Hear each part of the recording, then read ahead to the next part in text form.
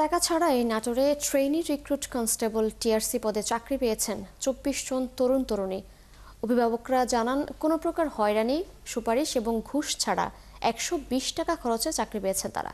Police super Mohammad Tariqul ইসলাম জানান, যোগ্যতার ভিত্তিতে নিয়োগ প্রক্রিয়া সম্পন্ন করা হয়েছে।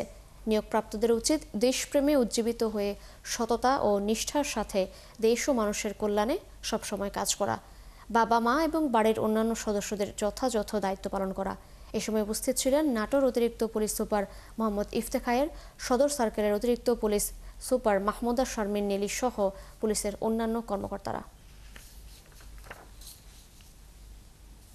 তারা যেমন বিনা পয়সায় সততা এবং নিষ্ঠার মাধ্যমে তারা তাদের যোগ্যতা প্রমাণ করে চাকরি পেয়েছে, তারা যেন প্রশিক্ষণ শেষ করে যখন বাংলাদেশ পুলিশে চাকরি করবে, তারাও যেন ঠিক সততা এবং নিষ্ঠার মাধ্যমে জনগণকে সেবা দেয়।